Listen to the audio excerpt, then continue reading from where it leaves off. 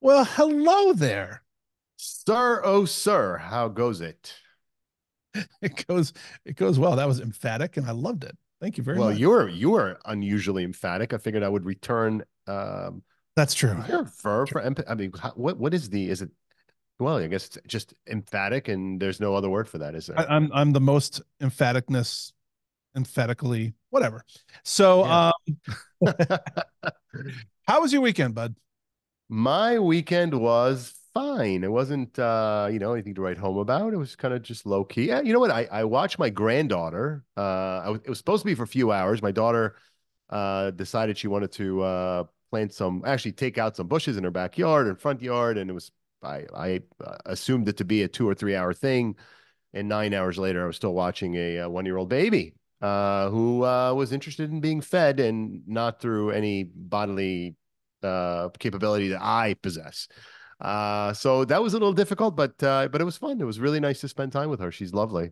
First of all, I'm sure you enjoyed every single minute. And you just reminded me of something. Did you know that all mammals, all human babies are born with breast milk inside them? Did you know that? No way. Is that Yeah. right? When my son was born, I took him to his 3 week old checkup or whatever, and the nurse was there, and oh, he looks great, whatever. And then she says, because all the babies still have breast milk. I'm like, what are you talking about? And she reached over and pinched his nipple, and out came a little milk, and I was like, oh my god.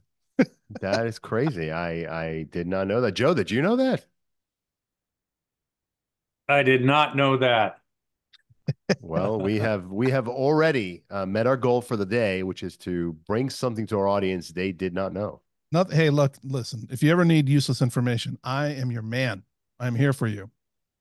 Well, that's fantastic. How was your weekend? It was good. It was good. We had Kara had some friends over that she hadn't seen. One of them lives on a boat sailing around the world. So when she's in town, we can only, try to make the most of that time while she's here. And they came over and I cooked my ass off. And literally, like I have none. You wouldn't be able. Mm. But I'm prime rib. I made fire roasted shrimp. I made my famous mashed potatoes. It was good. It was a smorgasbord of delight. So Isn't it smorgasbord with a D at the end? I think you said it with a G. That I, sounds I very did say it with a G. That's yeah. because I live near Wisconsin and they say Mm. smorgasbord, and I just throw in a Mm. G because I like to. Gotcha. Very interesting. Joe, you would not know that about PJ, but he's a competitive barbecuer. Yeah, I have a good friend down in Kansas, and I didn't Mhm. understand the nuances of barbecue in America. I spent a little bit of time down there, but there's certain parts of the country that are pretty mad about their barbecue. Yeah. Well, PJ is he's more known for being a great cheerleader to his colleagues on the team, I believe. I think that's true, right? You'll say that about you? Is Oh my God, that yes, fair? Yeah. yes, yes. There I there are provide other them. better barbecuers than you, Oh yeah, they but are. you did a great job this weekend, it sounds like. I did. I did. You know what? Well, Next that's time you're fantastic. out, next time you're out, I I will I replicate. will I will take you up on that. Well, in the meanwhile, why don't we go ahead and tell our guests, I'm sorry, tell our audience about our guest. We have a super interesting guest today, a very, very, very cool episode. Very true. Not only is he dressed better than us, Much but better. No one but told you I don't even own any ties anymore. uh, yeah, I'm gonna leave my comment out. So anyway, today, Tal, our friend is Joe Roberts. Joe Roberts, also known as the Skidrow CEO. Joe is a successful Canadian entrepreneur, motivational speaker, author, and the co-founder of the Push for Change Foundation. He has received recognition in his work for advocating for homeless youth, including being the winner of the Courage to Come Back Award and the Meritorious Service Medal from the Governor General of Canada. So far, sounds like a great but kind of ordinary success story. Except Joe's story is anything but ordinary. You see, 25 years ago, Joe Roberts was pushing a shopping cart in Vancouver's notorious downtown east side as a homeless addict. And you heard that right. He was homeless, pushing a shopping cart while being an addict. Joe overcame his drug addiction and chronic homelessness to become a roaring success. His story is a testament to the power of resilience and the human spirit, and we're so honored to be bringing you Joe's story today. Joe Roberts, Mr. Skid Row CEO, I have to say that I truly can't wait to share your incredible story with our audience. So thank you for joining us today on the Braving Business podcast. Thanks, PJ and Tal. It's just an opportunity to be here, and thank you for that warm welcome and introduction. By the way, you got meritorious right, and half the people in Canada don't pronounce that one right. So kudos to you for the Thank you. enunciation of meritorious. Thank you. The tally for me saying things right versus incorrect heavily weighed on the incorrect side. So thank you. I will take that tally point anytime I can. I was just going to say, don't ask him to say nuclear because he wouldn't say it right. Joe, not only is he dressed better than us, he's also much better looking than us, PJ. That's I feel very intimidated Hey, today, hey, but speak for yourself. I am I gorgeous dark. you are. That is true. Joe, thank you. Thank you for being with us today. Look, your story is mind-blowing. When I started preparing for this episode, and looked at your history, and there's a great video that I would highly recommend our audience watches, and we'll put in the show notes. That is simply mind-blowing. There's no other way to describe it. This kind of transformation is not the kind of thing that you often hear about. It's the stuff of movies.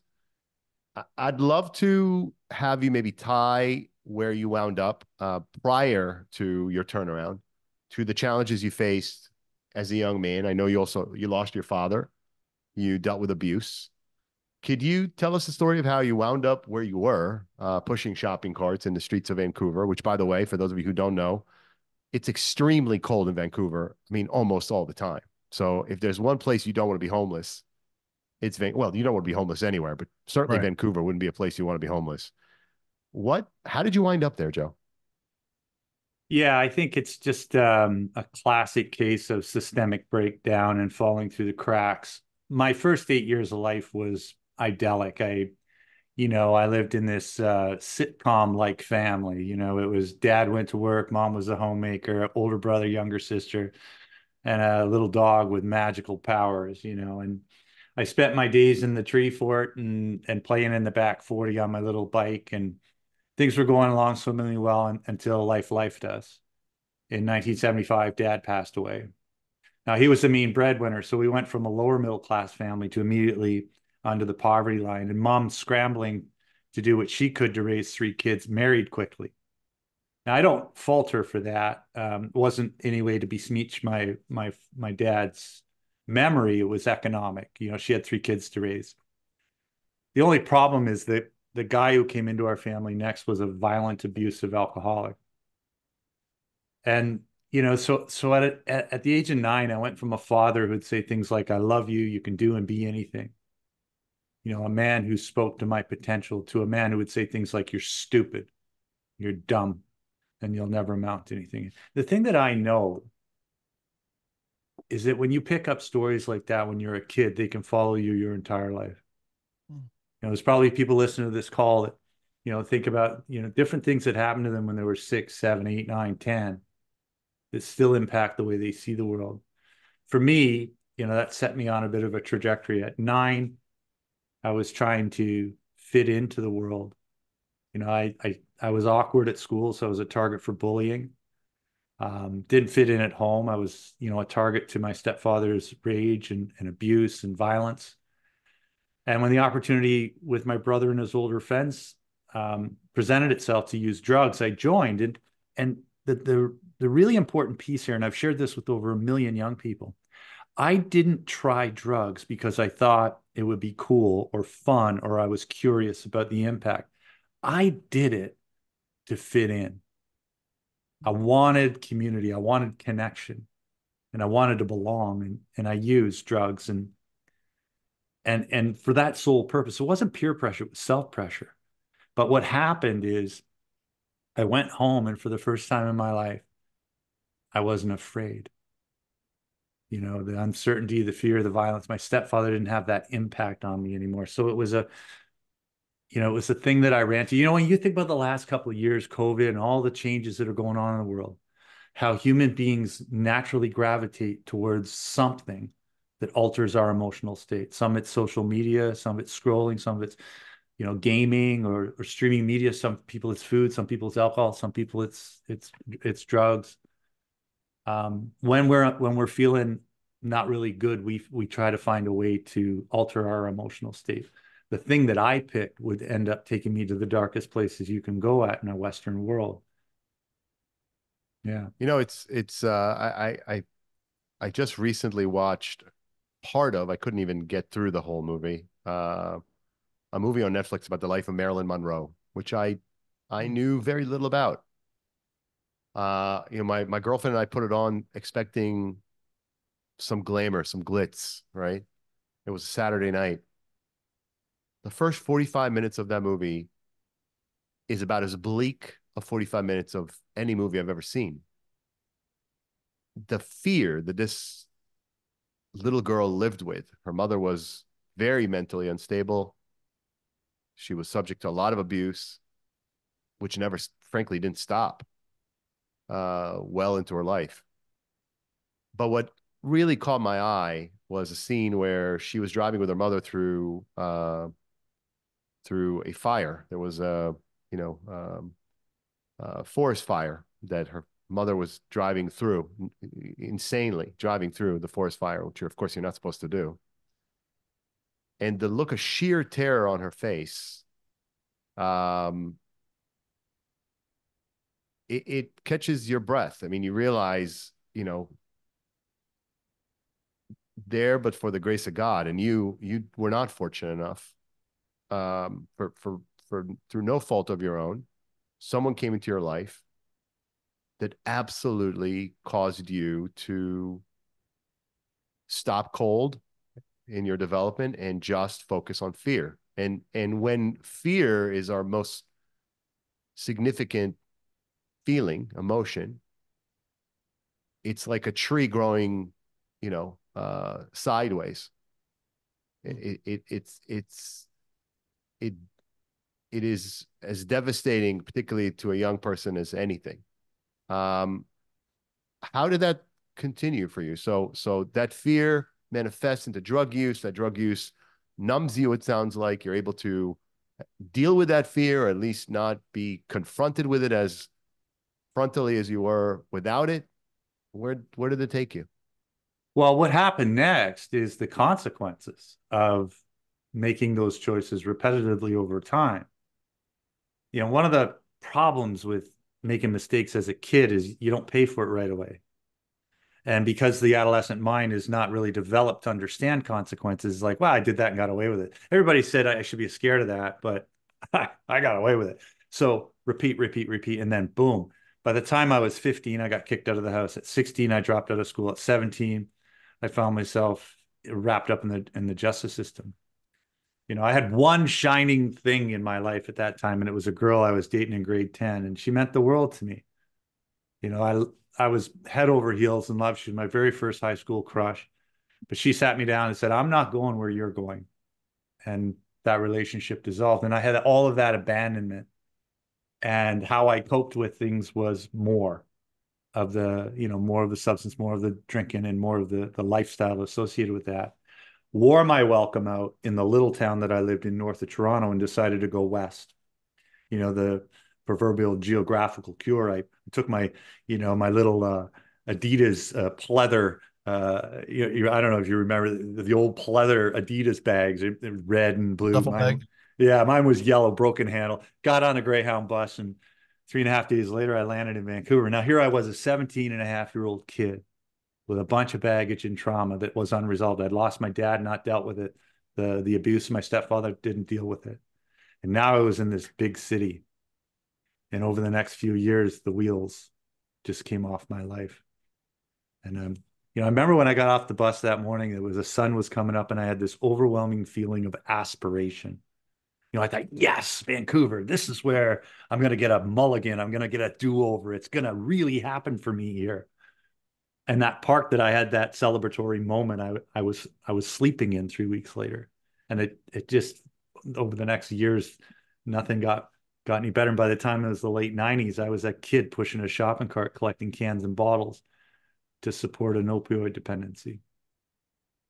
This is heartbreaking, and it's also I'm very sorry that you went through this. And it also really kind of tells how easily people can spiral out. And even in Canada where you have uh supposedly better social networks and social um nets, I guess, to catch people falling through, it still happens, and it's terrible. And a lot of times, I think there's an idea, at least in the US, where you can do anything you want to do. You can pull yourself up by the bootstraps, which of course many people do, but many people aren't able to. And it could be like you were going through a dependency problem. It could be a mental health problem. It could be purely situational. And it's just terrifying how when you talk to people who've been through it, like yourself, and we'll get to how you kind of came out on top and changed your life around and everything, which I can't wait to get to. But I just want to take a moment to really recognize um, how pervasive and how easy it is for people to be left behind and not get the empathy that they need and not get the sympathy that they need. Because at least when, in the US, you kind of look at them like, well, you did this to yourself. There must be something wrong with you. I'm not gonna, I'm gonna give you $1 or $20 or whatever it is. I'm gonna buy you a Coke. But I don't want to give you any money because I think you're gonna go and buy a bottle of booze, or you're gonna go get your next hit. And the story is always way more complicated than that. And I first of all, thank you for sharing your story. How long were you in this space, this pushing the shopping cart, being addicted? How long were you there for? Yeah. Chronically homeless was towards the end. Insecure housing was from about the time I was 15. But living in the streets of Vancouver was from about the time I was 17, 17 and a half to 24. So my late teens and early 20s. But the misnomer with youth homelessness is that you're homeless. It doesn't look like that in the beginning. I had housing sometimes, I had a couch to sleep on. So it's invisible, which makes it very insidious when you're trying to address it. Because by the time a kid is sitting on a piece of cardboard in front of a liquor store or 7-Eleven, a lot has happened.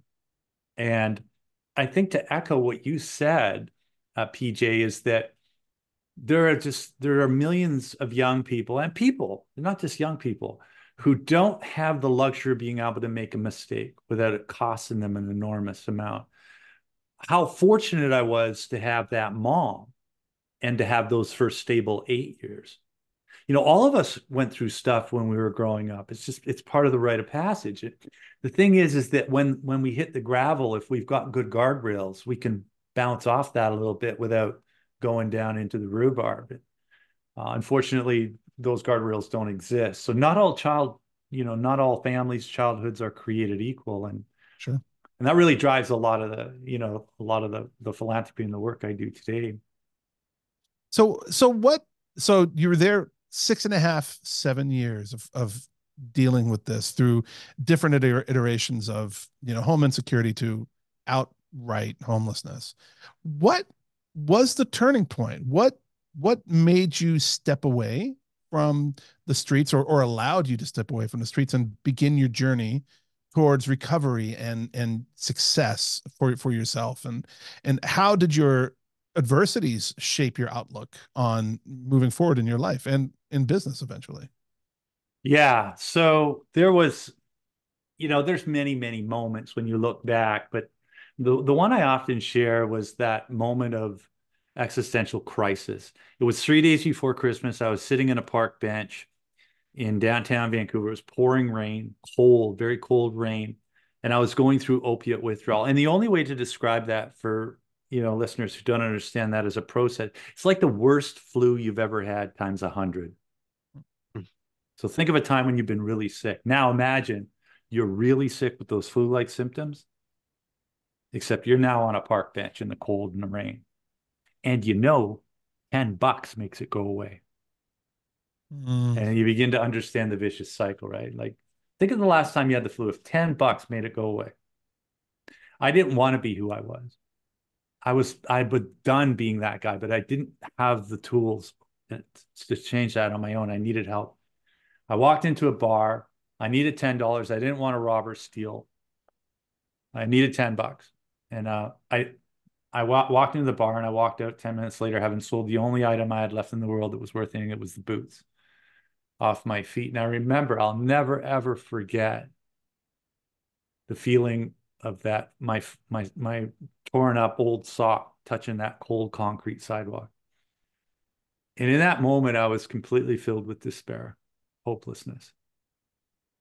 You know, when I think about the last couple of years and the stuff people have gone through, when COVID first hit 4 years ago and people started to drop in their mental health, you know, and all of the things that we've experienced, I sat back and said, I know what this looks and feels like. I've been here before.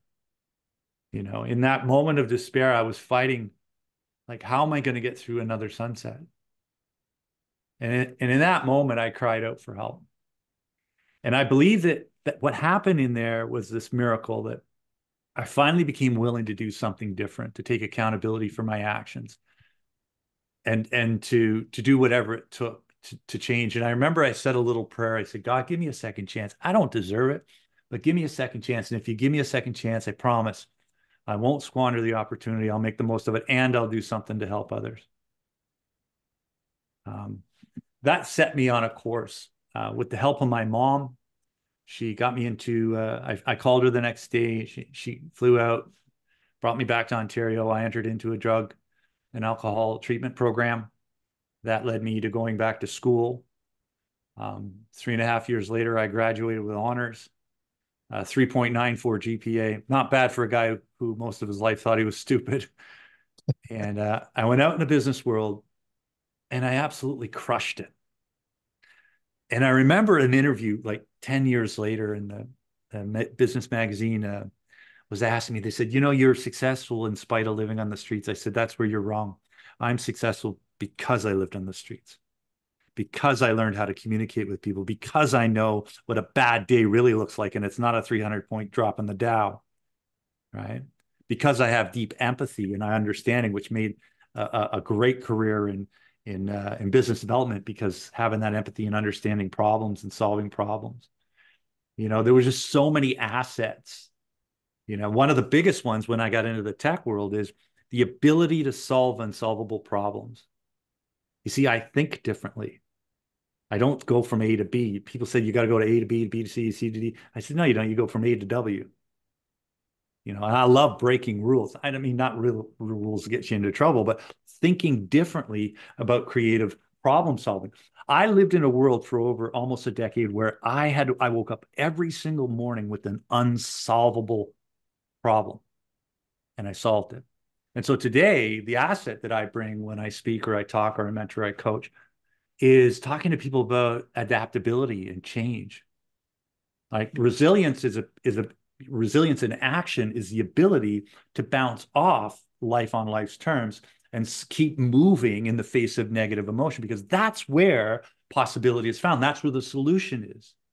And with all of the change that we're faced with, and it's not slowing down anytime soon, skill sets for good leaders are, how do you navigate change, the emotional impact of it, and the actions that are needed to move forward. And so in less than 12 years, I went from a guy pushing a shopping cart to being the Canadian version of the American dream.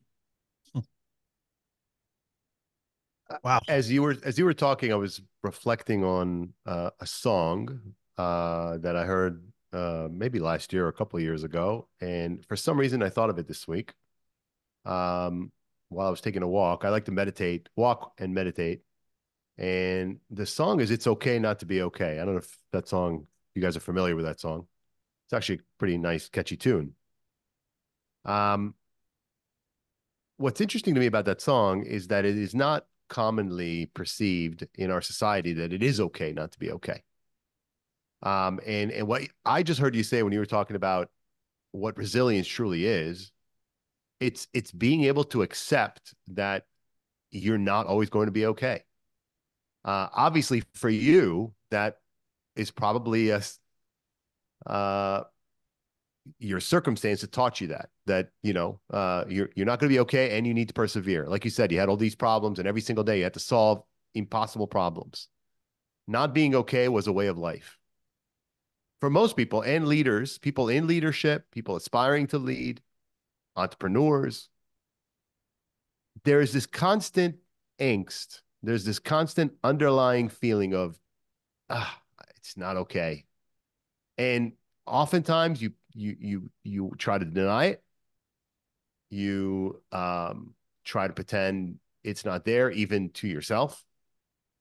And the end result is it impacts your well-being.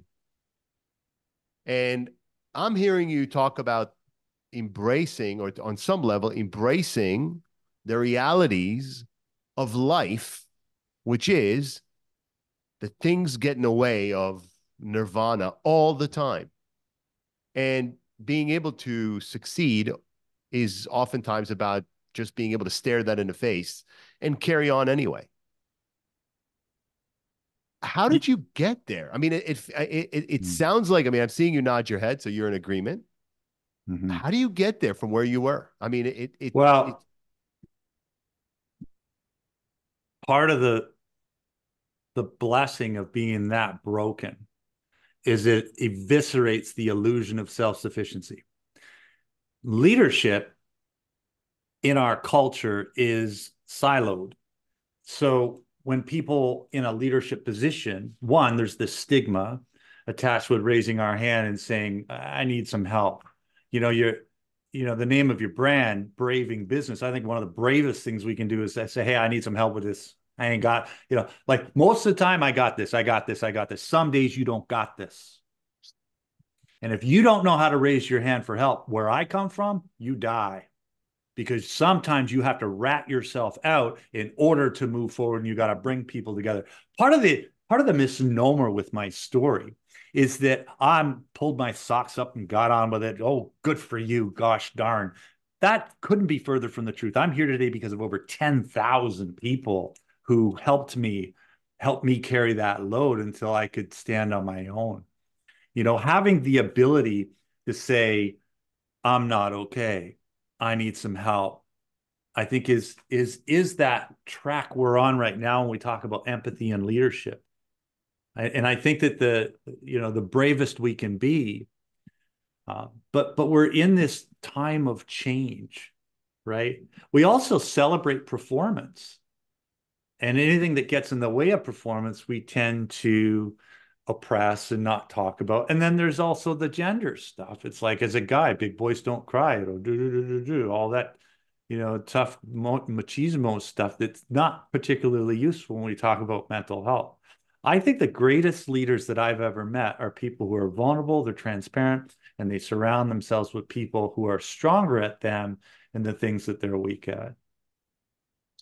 True. First of all, Tal and I were communicating back and forth, and your story is incredibly impactful. And so, first of all, I mean, just thank you for sharing your time with us on this episode, and we're going to keep going. It's not like I'm closing it out, but I'm just saying thank you. It's been so impactful for me. I'm sitting here tearing up listening to your story. It also makes me think about how experience is singular, right? We can all be in the same environment. We can all be seeing the same event, but that experience that I have versus someone else who's standing next to me might be different. And I say that because you mentioned that you're going through what you went through is a blessing, and it showed you emphatically, again, here's that word, right in front of you, that this is your backstop. This is as low as Joe Roberts are going to go. And now everything is ahead of you, and you know how bad things can get. So you have that sense of reference. Other people have different sets of references, not so much about what's bad, but also what's good, right? Like, I lived with very, very successful people, and I know it's possible, right? So we all pull these experiential things that help shape us every day, that help us grow as human beings, help grow as entrepreneurs and business leaders and whatnot. You've been teaching all over the world. You've been helping so many people. What specific insights do you think you've gained from overcoming these many failures? Not many, but what you've gone through, overcoming what you've gone through. What insights do you emphasize to people who come to you, that you think is great nuggets for them to go on their own path with? And so, like, which ones would you like to highlight for our audience, but also why are they important? Yeah. There's a lot of ways I can answer that, but there's one that means the most to me, and that is that the tragedy of life isn't that it ends too soon, it's that we wait too long to begin it because of fear.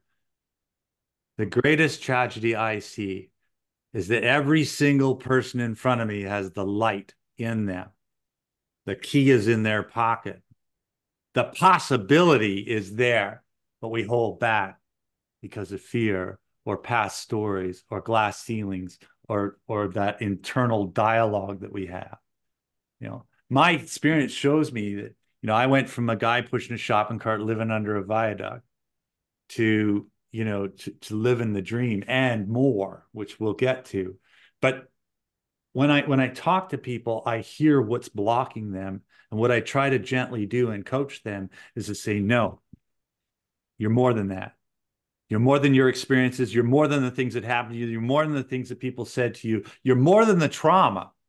You're more than this identity. You are energy. You can go out in this world and do absolutely extraordinary things.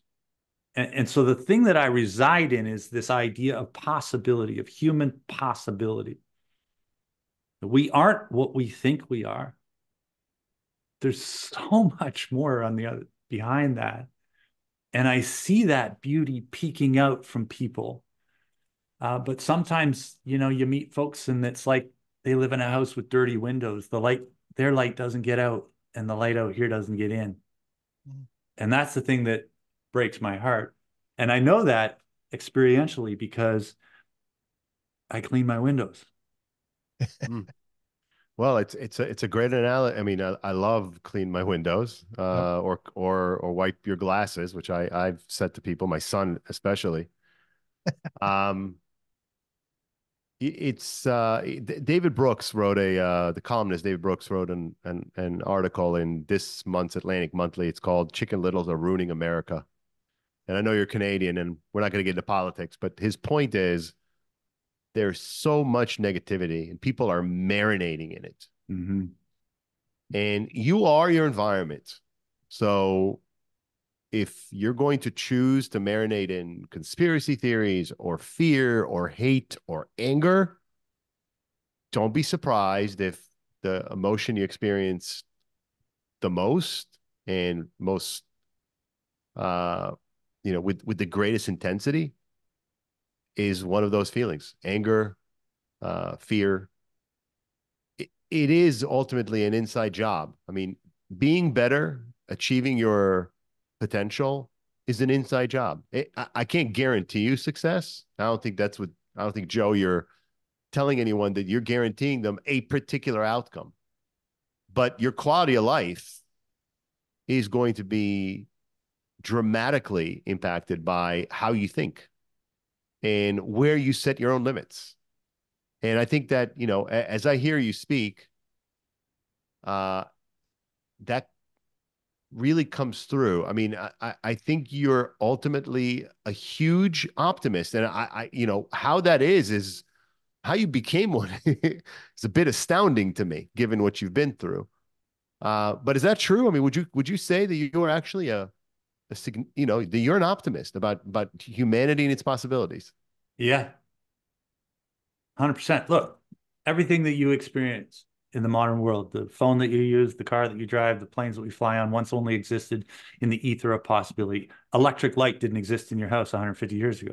Every single thing that we've experienced in the last 150 years, in the last 60 years of this rapid advancement in technology, once only existed in someone's imagination. Ergo, the solutions to the big things that we have out there exist in the ether of imagination. When you focus your radio channel tuned into negativity, hate, divisiveness, and all this other nonsense, what it does is it prevents you from accessing possibility. So I make a choice every day to see the world through possibility. Does the stuff out there impact me? Absolutely, it does. But I have a choice.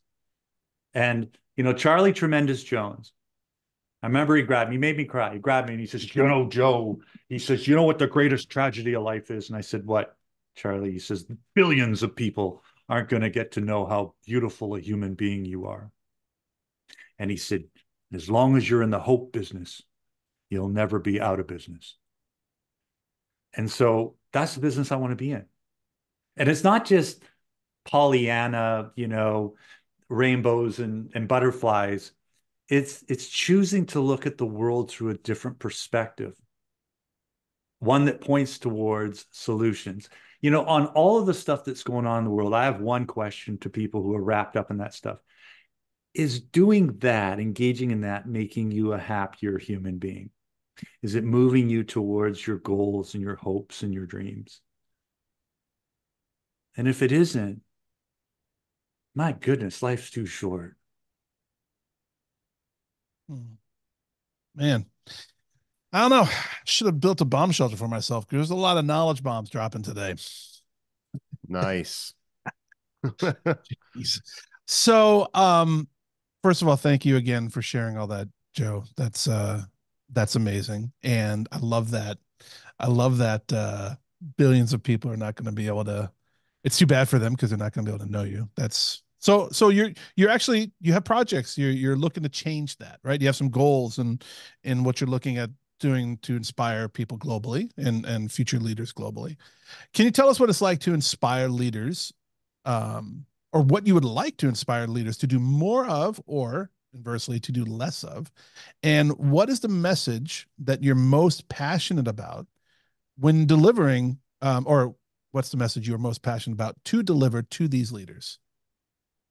I think that in the context of, let's say, change or resilience, it's about shifting from a world that's full of probability, or we're going this way, it's likely going to get worse, is to look at the lens through, like when you look at innovation cannot exist without a possibility mindset. And so it's getting folks to understand, how do you get the most out of yourself? How do you get the most out of the world? How do you get the most out of your team? It's looking and leaning into possibility versus probability. Probability is looking at the world and predicting what it's likely going to be tomorrow because of certain factors. And we're very good as human beings at predicting things. The problem is prediction is devoid of innovation and change. It's just going to be more of that on a different day. Possibility is saying, okay, here's where I'm at now, but who could I be tomorrow? Here's where my team is today. Who could we be tomorrow? Here's where our company is now. What could that look like a year from now? And sort of marinating in those opportunities. The story, that human story of transformation, it's not my story, it's a collective story. This is why we love Rocky One and Blindside, because they speak to the adversity and challenge in each and every one of us. So when leaders embrace this, then they can help people tap in to purpose and passion. And when they tap into purpose and passion, boom, look out, because there's this nuclear reaction. Did I say it right or wrong? Did I say Canadian nuclear? A little off. Yeah, I know. That's I'm all right. totally fine with it. Totally fine with it. But there's this reaction where people start performing at a different level because now they're inspired. Simon Sinek is doing a really good job on talking to this subject matter over the last few years, and I just love listening to it. He first came out with the why, not the how and the what, and now he's on to the inspired leadership stuff. And I really think that's where we need to, go. And so I like to leverage the story to drive those kinds of, thematic talks and content workshops and material. So one thing some of our listeners may say to that, and I'm thinking about that as someone that has been a CEO multiple times, has been in leadership. I've run organizations with very large teams and organizations with very few people. That what ends up happening is you end up spending most of your time as a leader dealing with tactical things. You're not able to step back and identify those opportunities because you're so busy, surviving, many leaders would say. So given that's reality, I mean, we're not going to, I think everyone would like to spend more time, or I would say many people would like to spend more time thinking about the big picture and impacting people's lives in a positive way. I'm an optimist, and I believe that most people are good. And yet, I think reality is most people also feel, particularly leaders, that they have to focus on the next target, the next milestone, the bottom line, et cetera. How do you reconcile those two things, Joe? I think that one is sort of, it's your day-to-day KPIs and metrics, but it has to be on the foundation of possibility versus probability. I get that. There's the work to do, the things that need to get done. We've got to move down the ball down the field. We've got our quarterly, reports. We've got analysts in Wall Street to deal with. But I think that a great leader, like a great coach, instead of talking about CEOs, because then you can get down a wormhole. A great coach sees the player's possibility. The player can't see that, but the coach can. And the coach can see the team's potential. The team may not be able to see it, but the coach does. And the coach holds that possibility for player and team and moves them towards the championship. So it's not looking at what is presenting now. It's what's behind that. And it's a lot more difficult. It's easy to say, it's a lot more difficult to practice that possibility. And then there's pieces that you work through, the action, the inspiration, and knowing roadblocks are part of the game. What you just described is a situational and psychological roadblock that can kick us out of creating that ongoing context of possibility. Because what happens is reason pops in and goes, yeah, but it's never going to change. Yeah. And as soon I as don't think it's reason. I think it's cynicism, and unfortunately we are wired for it, and there are people around us who drip that into our veins, whether it's the news or, in some cases, parents, friends, colleagues. So yeah, cynicism, I think, is a poison. It makes you believe that why bother? And I think your point is, well, if you don't bother, you're guaranteeing a certain outcome. And it's not the outcome you want. Like you said, what is it that you want? Do you want to be happy? Is this bringing you any closer to happiness? And yet, I still, I'm not pushing against that because I don't agree with it. I agree with it wholeheartedly. I still think we are not as clear as I'd like to be with our audience about what is the process to follow to be able to bridge the tactical reality of your everyday life as a leader in most organizations with this objective. What's the process? What would you say are practical things someone can do that is not essentially opting to not do the tactical work that frankly has to be done? It's not instead of something, it's in addition to. How do you do that? Do you have a thought on that? Yeah, I think you have to hold the possibility loosely while you continue to move forward in action, connecting to purpose and navigating the roadblocks. So Dr. Richardson and I actually created a piece of IP around how you take a possibility and operationalize it. So I took a possibility of doing an Ironman. I said, I want to do that. Why? Because it's hard and I like doing hard things because that's just kind of my thing. So I'm holding the possibility that a 53-year-old non-athlete is going to do an Ironman. So holding that as the possibility is it's highly unlikely. So I totally hear the skepticism, but I'm holding that loosely and I continue to get into action, connect to a bigger reason why I want to do that, and then navigate the roadblocks. But the possibility, it takes energy and effort to hold that possibility in the face of negativity and all of those other things, because those are very, very real things to manage. So in the context of how do you use that elsewhere, you could use that for your own wellness, for your own fitness. You could use that on a business objective. Okay, I did 1 million last year. I want to do 5 million this year. Okay, that's a possibility. How do you do that? It seems very unlikely. We've never done 5. We've only ever done 1,000,000. Okay, let's hold that possibility. If if it was going to happen, what would it look like? Do you remember the 13 kids that were stuck in a cave in Thailand? You remember that? When they were all stuck in the cave, they were going to die. There was a U.S. Marine. You watch this. It's on the documentary. U.S. Marine. He's got everybody together. He's got the amateur cavers, which they were the only hope in trying to get these kids out. One of them happened to be an anesthesiologist from America. And he says, well, what if we anesthetize the kids? And they just kept running into problem. No, they're going to die. They're going to die. They're going to die. We're going to go to jail. No. Probability. Then the Marine asked this question: if it was possible, what would it look like? Forget it. I get that. It's not possible. But if it was possible, what would it look like? So Effectively, you have to, it sounds like what you're saying is ask a question to which you simply refuse to reflect on the why nots. I mean, there's a question that is about the how. How do you do something that seems impossible? It makes me think of the movie Apollo 13. I don't know if you guys saw it, where basically they assembled the pieces that were on the ship, and they're like, that's it. That's all we got. We need to save them with this, you know? And proof positive, it is possible, right? Impossible is only impossible until you do it. And it sounds like you're calling on leaders and people in general to just refuse to succumb to cynicism and disbelief and push through with 2 things in mind: accomplishment and doing it in a way that reflects well on you as a human being, and not from the standpoint of how you look, but how you feel.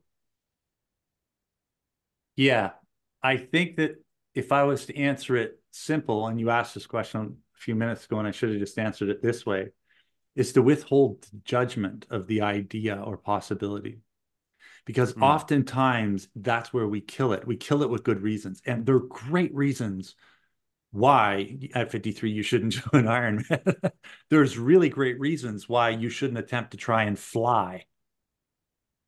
There's really great reasons why so many of the things that we experience today, we shouldn't bother, because there's good reasons to suggest that you won't be successful. And yet every entrepreneurial story, has that entrepreneur who refuses to give it up. They refuse to pass judgment on their possibility. It's also the thing that we admire most in social warriors. I have a dream. Do you now? Okay, what's the likelihood of that? And we admire someone who plants the flag. In fact, planting a flag of possibility attracts people. Because they're like, I hold that possibility too. Let's work on it together. So you kind of reminded me of my dating life, where you say, so you're saying there's a chance. That's awesome. So I hear you. When I was 53, there was no way that I was thinking about any kind of Ironman competition.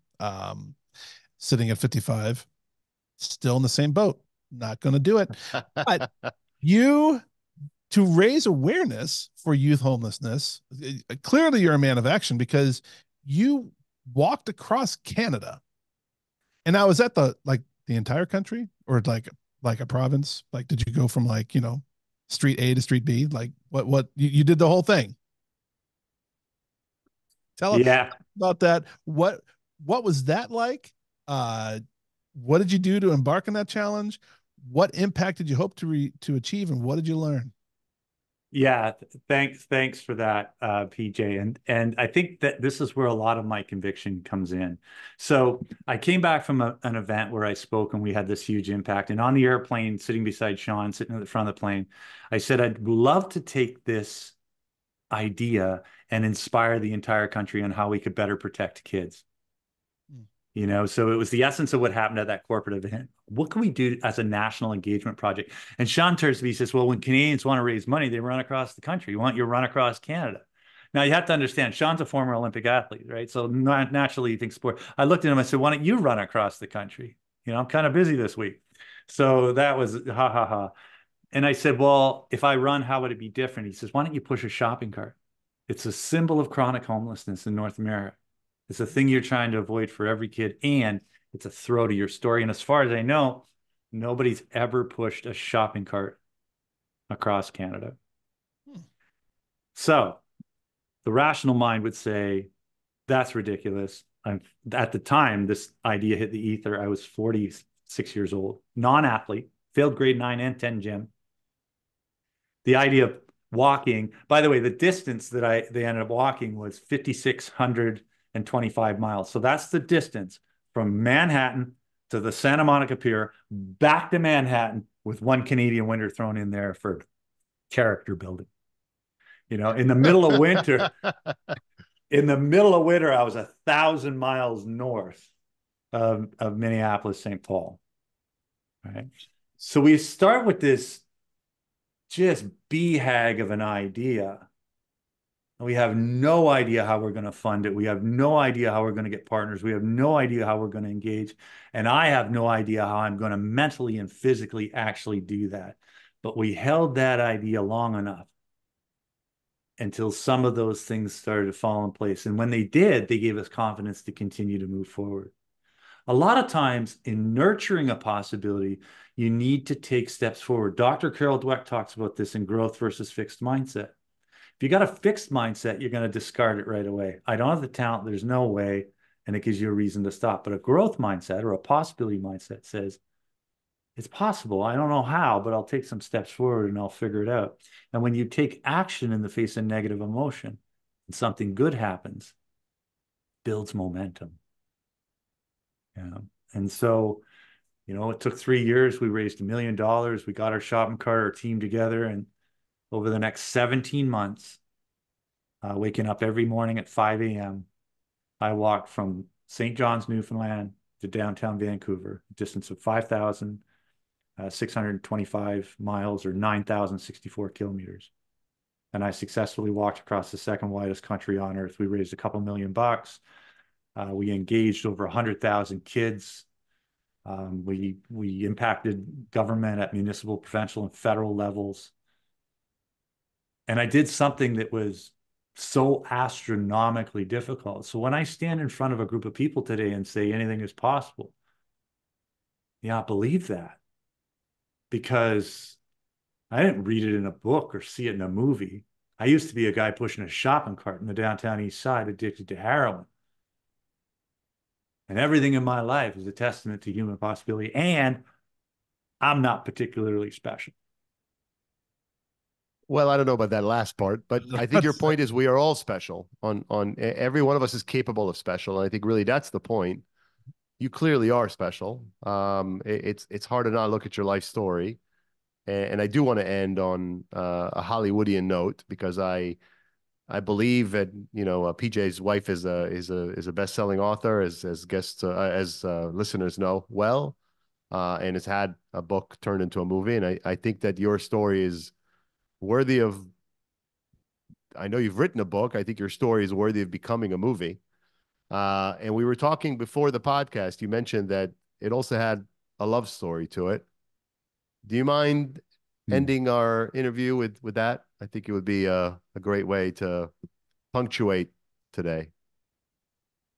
So we're building the campaign, and I get this email out of nowhere, and I look at the address, and I hadn't talked to this person in 28 years. Ooh. It was the girl that I dated in grade 10. And we struck up a conversation. We met over coffee, purely platonic in the beginning. We fell in love. And we ended up getting married 2 months before the push for change. That was Marie, and she was our campaign director. And the entire campaign wouldn't have happened without her. I'm an entrepreneur. I'm 6 miles above the earth on any given moment. She's brass tacks. She's an accountant by trade. She knows systems, processes. So as we came up with ideas, she said, how are we going to operationalize that? She's very, very smart. She managed the entire campaign.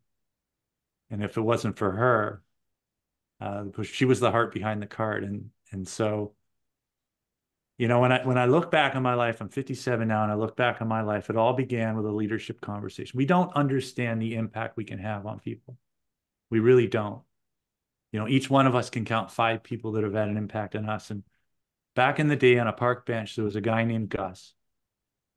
And he looked at me, and I was dirty and disheveled, black fingernails, scruffy hair, broken yellow teeth, clothes I've been wearing for a year. And he said, Joe, he said, there's more to you than you can see.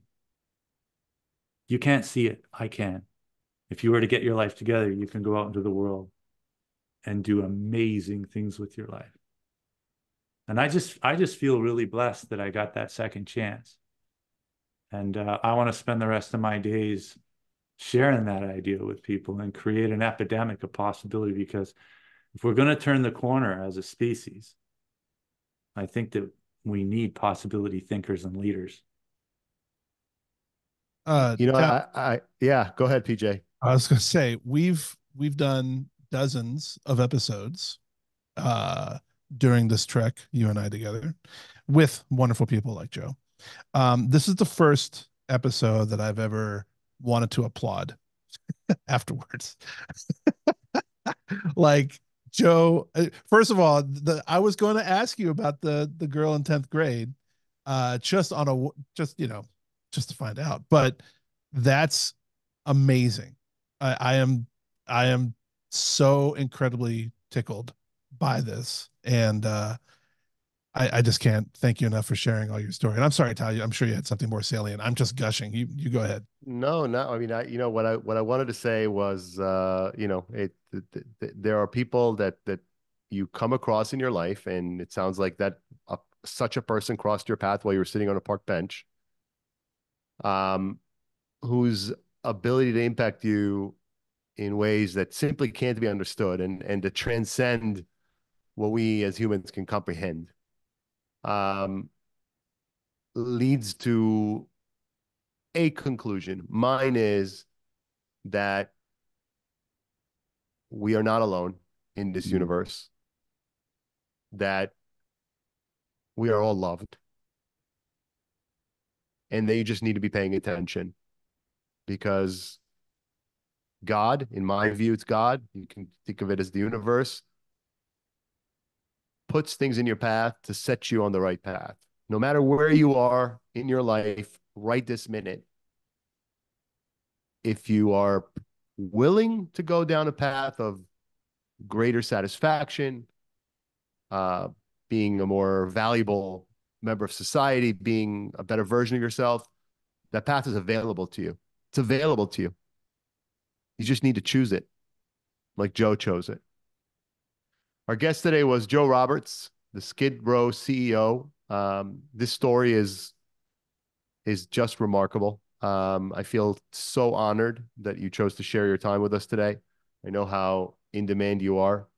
And continued success. Keep on preaching, brother. PJ and I will do our part from this perch, because I couldn't agree with you more. And we talk about it often. In fact, it's part of my spiel when I talk to guests before the episode begins. Braving business is not about how phenomenal and brilliant and talented and, just touched by God individuals are. It's about the fact that we all have it in us. We can all persevere. We can all learn. We can all grow. We can all achieve more than what we're achieving if we're determined. And the biggest takeaway from, 40 some odd episodes we've done so far is that that's what separates the hugely successful and the most satisfied from the others. A refusal to take no for an answer, not quitting. And it doesn't mean you don't change course, but it does mean that if you're determined, like Joe is, you find a way. And I think if there's a sentence to end with today, it's that way is there to be found. You just need to be willing to find it. Joe Roberts, it's been a pleasure. Thank you so much for being with us today. Thanks, Tal. Thanks, PJ. Absolutely, man. Thank you so much.